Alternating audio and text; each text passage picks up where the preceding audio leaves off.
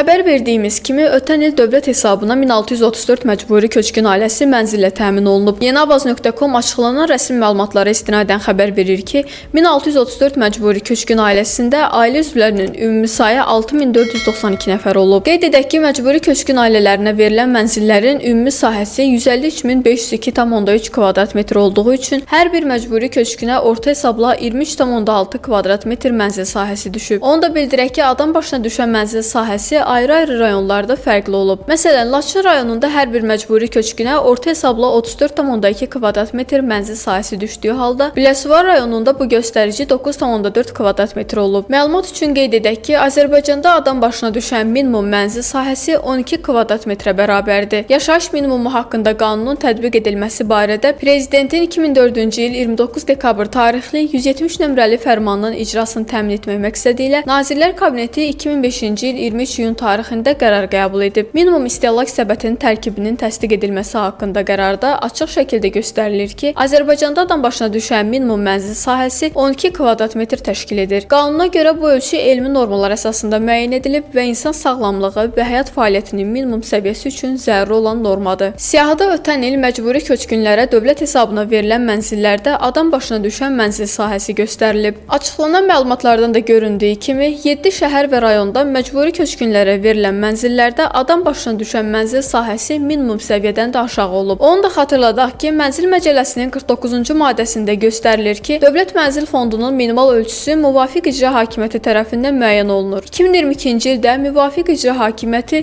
yəni Nazirlər Kabineti, Dövlət Mənzil Fondunun yaşayış sahələri ilə təmin edilməsi məqsədləri üçün uçot normasının müəyyən edilməsi barədə qərar layihəsini açıqlayıb və bildirilib ki, mənzillərin minimal sahəsi 12 kvadrat metr nəzərdə tutulacaq. Bu qərar layihəsi bugünə kimi təsdiq olunmasa da 2019-cu ildə sosial kirayə müqaviləsi əsasında Dövlət Mənzil Fondunun yaşayış sahəsinin ayrılma normasını təsdiq edib. Həmin qərarda Dövlət Mənzil Fondunun yaşayış sahəsinin ayrılma norması 16 kvadrat metr müəyyən edilib.